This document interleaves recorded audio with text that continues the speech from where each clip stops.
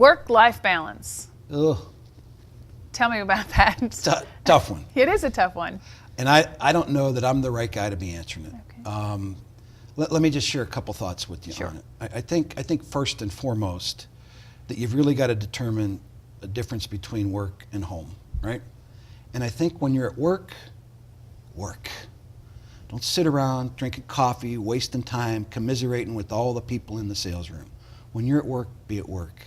And the other thing I would tell you is when you're at home, be at home. You know, maybe it comes to shutting the phone off if you can and stepping away. Maybe it comes down to, you know, I'd like to sit on the couch and watch a little bit of TV, but you know what? I should probably be out in the yard playing ball with my kids. And I think the other thing in the work-life balance comes down to the folks that we leave at home oftentimes. We work lots of long hours here. We put in lots of nights. We want to feel pretty good that we're tired when we come home. But I think oftentimes what served me pretty well is realizing that when I'm coming home tired, there's been somebody at home chasing the kids around for 3 or 4 hours that's worked probably harder than I have, no matter how much I want to feel bad about how tired I am, and to realize that. The other thing I think with the work-life balance comes down to maintaining relationships with your significant others and realizing, you know, you think you're making sacrifice because you're working late nights? Think about what they're doing. So make sure you're cognizant of that. You know, one of the things that, you know, my wife and I were lucky enough to do, and in the beginning it was, you know, splitting a couple Arby's sandwiches at Arby's on a Wednesday night or a Thursday night. But having some sort of date night, some sort of recognition that, you know, it's tough and I'm out here a lot, but go earn a couple extra dollars in commission by maybe making one more sale and then spending that on the right people, either your family or your kids. And then the other thing I think it comes down to is you can balance this stuff.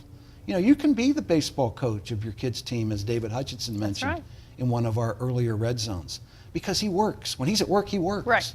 So when he wants to go watch a ball game, he can go watch a ball game. And I know we have many people that are baseball coaches and, you know, soccer coaches and football coaches, and there's a bunch of them that will go see customers after a practice. Mm-hmm. Hey, Mr. Jones, I can't see you between 6 and 8. I'm going to be with my kids at T-ball practice or at soccer practice, but I can come see you at 8:30 when we finish up there. And I think that will gain you respect in the customer's eyes, and at the same time kind of balances things out. So I would guess that I'm probably the last guy that should talk about work-life balance, but those are just a few things you got to keep in mind. You got to keep both of them balanced.